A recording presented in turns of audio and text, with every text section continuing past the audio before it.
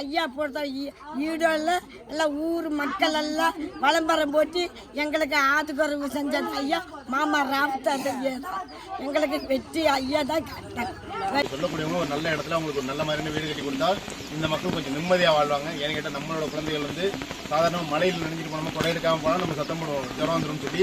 ஆனால் இவங்க பார்த்தீங்கன்னா இந்த குழந்தைகளை வச்சுட்டு ரொம்ப சிரமத்துக்கு மத்தியில் இருக்காங்க. அவங்களுக்காக கவர்மெண்டாக 40 வருஷம் மழை தண்ணி கயாத சேரில் மீனில் பாம்புல பூச்சில வட்டாணியிலெல்லாம் கடிச்சு பாதி உசுறு போய் திரும்பி பாதி ஐயா சேர்மா ஆட்சி வண்டி எங்களை எம்ஜிஆர் மாதிரி தான் வந்திருக்கிற ஐயா தான் உதவி பண்ணி பட்டா மிட்டா நிலம் குத்தி இந்த பிள்ளைங்க கண்ணு மின்னு பார்க்கணும் ஐயா.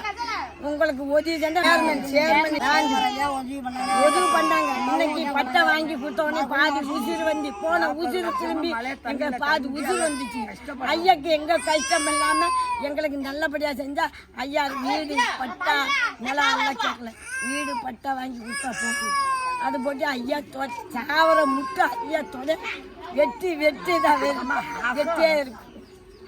நாங்கள் தாலுகாவில் இருந்தோம் 50 வருஷமா. எங்களுக்கு அங்கே ரொம்ப வசதியில் வாய்க்காலில்.